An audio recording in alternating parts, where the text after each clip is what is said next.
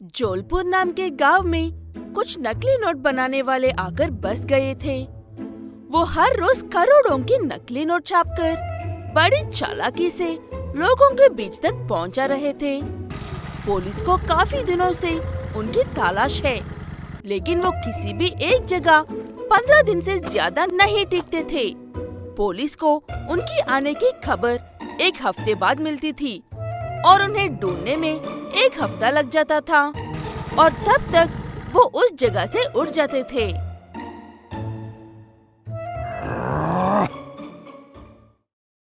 ऊपर से खबर आया है कि अपने जौलपुर में वो नकली नोट छपने वाले आए हैं। ये बात कितनी सच है कोई नहीं जानता, लेकिन उन्हें पकड़ना बहुत जरूरी है। ये तो रेत में सुई ढूंढने जैसा हुआ सर। ना कोई आता पता, ना किसी का हुलिया पता है हमें। उन्हें पकड़ने वालों को डबल प्रमोशन का रिवॉर्ड मिलेगा। ढूंढने पर तो खुदा भी मिल जाता है सर। ये चोर क्या चीज है? अपने देश के लिए मैं उन्हें जरूर पकड़ूंगा। उसी जौलपुर में विश्वास नाम का एक छोटा सा लड़का रहता था, जिसके पिता उस गांव का कचरा साफ करने का काम करते थे। विश्वास के घर में उसकी माँ रहती है, जो बीमारी की वजह से हमेशा लेटी रहती है।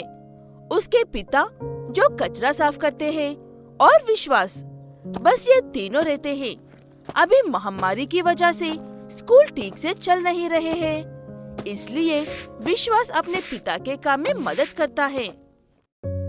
पिताजी, मैं उस घर से कचरा लेकर आता हूँ। ठीक है, लेकिन अंदर मत जाना, बाहर से आवाज देना, और कचरा ज्यादा हुआ तो मुझे बुला लो। अपने पिता की बात अच्छे से सुनकर विश्वास कचरा लेने के लिए जाता है। सफाई वाली आए हैं माँ जी, कचरा दो। सफाई वाले हैं। काफी देर तक पुकारने पर भी उस घर से कोई भी बाहर नहीं आते। पिताजी ने अंदर जाने से मना किया था, इसलिए विश्वास उस घर के पास से काली हाथ ही आ जाता है। क्या बात है बेटा, किसी ने कुछ कहा क्या तुमसे? नहीं पिताजी, कोई कुछ कहने के लिए घर से बाहर नहीं आया था। ठीक है, तुम यहीं रुको, मैं अभी आता हूँ। ये कहते हुए विश्वास के पिता उस घर के सामने पड़े कूड़े को उठाकर लेकर आते हैं। उस देखकर विश्वास, कितने घमंडी लोग होते हैं। मेरे इतना आवाज देने पर भी कोई बाहर नहीं आया, लेकिन मेरे जाते ही सारा कुछ जमीन पर डाल दिया। ये सोचते हुए विश्वास अपने पिता के साथ वहाँ से चला जाता है। अगले दिन भी वो घर वाले ऐसे ही करते हैं और हर रोज लगातार ऐसे ही करते रहते हैं। और एक दिन अचानक से विश्वास की माँ की तबीयत बहुत ज्यादा खराब हो जाती है। बेटा, मुझे तुरंत तुम्हारी माँ को हॉस्पिटल लेकर जाना होगा। क्या तुम आज एक दिन काम संभाल सकते हो? आप चिंता मत करो पिताजी, मैं अच्छे से संभाल लूंगा। आप बस माँ का ख्याल रखो। ये कहते हुए रिक्शा चलाना ना आने पर भी नीचे ऊपर गिरते पड़ते हुए विश्वास उस रिक्शा को लेकर गांव में चला जाता है और एक एक घर से कचरा उठाते हुए उस घर तक पहुंचता है। ये लोग वैसे भी दरवाजा नहीं खोलने वाले हैं। आवाज दूंगा तो ढेर सारी गंदगी सामने पड़ेगी।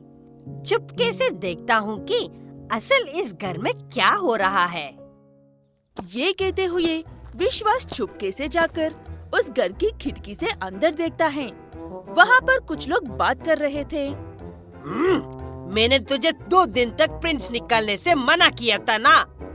2 दिन तक सारे बैंक्स और मार्केट्स बंद हैं।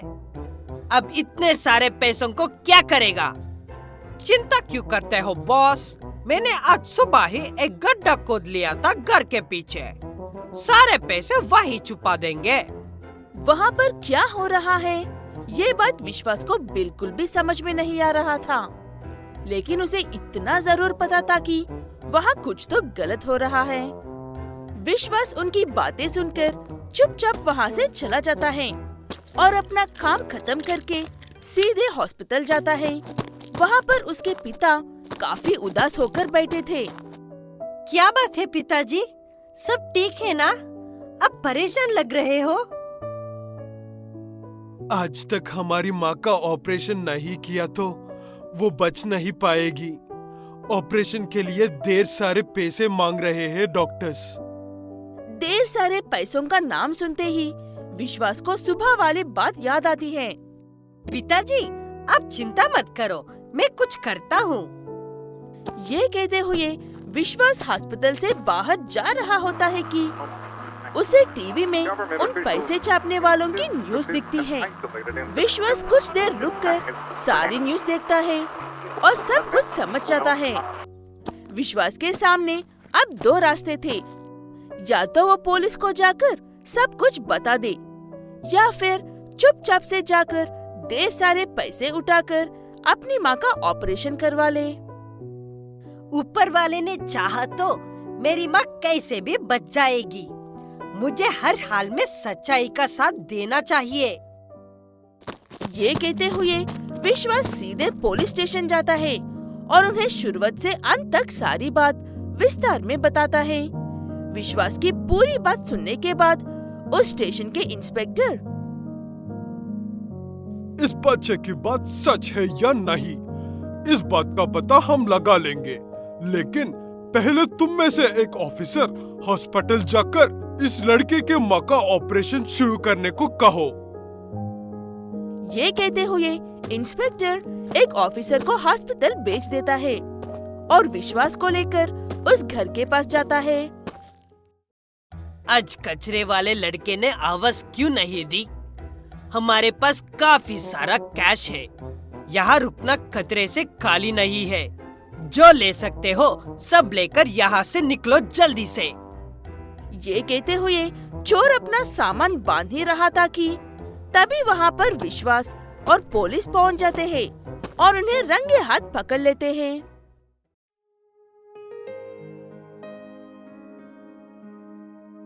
जो काम आज तुमने किया है, अगर कोई ऑफिसर करता तो उसे हम डबल प्रमोशन देने वाले थे, लेकिन तुमने वो कर दिखाया है जो अच्छे अच्छे ऑफिसर नहीं कर पाए। इसीलिए मैं तुम्हारे परिवार को कुछ पैसे इनाम में दे रहा हूँ और तुम जब भी पढ़ लिख कर बड़े हो जाओगे तुम्हें पुलिस की एक अच्छी नौकरी दी जाएगी। यही तुम्हारा डबल प्रमोशन है। ये कहते हुए इंस्पेक्टर विश्वास के परिवार को 50 लाख रुपए इनाम में देता है। ऑपरेशन खत्म होने के बाद उसकी माँ को सीधे एक बड़े से घर में लेकर जाते हैं विश्वास, और विश्वास के पिता बाकी पैसों से एक अच्छा व्यापार करते हुए बाकी की जिंदगी सुकून से गुजारते हैं।